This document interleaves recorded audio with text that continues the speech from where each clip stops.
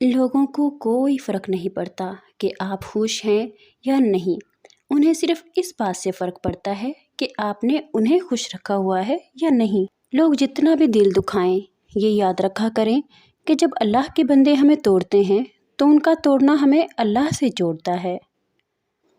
اے اللہ، مجھے آنے والے بہترین دن عطا فرما اور میرے نصیب میں ایسا لکھ دے جس سے میرا دل خوش ہو، مجھے ذہنی سکون عطا کر اور میرے معاملات کو آسان کر دے۔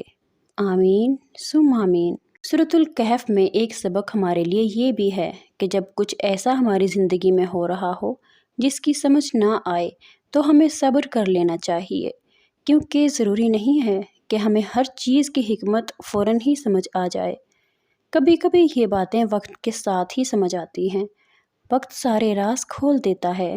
3 عورتوں کی طرف دیکھ کر اللہ مسکراتا ہے۔ پہلی خوبی، پردہ۔ پردہ کسی بھی خاتون کی ایسی خوبی ہے جو اللہ تعالیٰ کو بہت پسند ہے۔ دوسری خوبی جو اللہ کو بہت زیادہ پسند ہے وہ اپنے شوہر سے ٹوٹ کر محبت کرنا۔ تیسری خوبی، اللہ کے آگے جھکنا، رکوع سجود کرنا اور قرآن پاک پڑھنے والی عورت۔ زیادہ غصہ کرنے والوں کی 4 خوبیاں۔ نمبر 1، وہ دل کے بہت اچھے ہوتے ہیں۔ نمبر 2، جن سے وہ پیار کرتے ہیں ان کو کافی زیادہ سنبھال کر رکھتے ہیں۔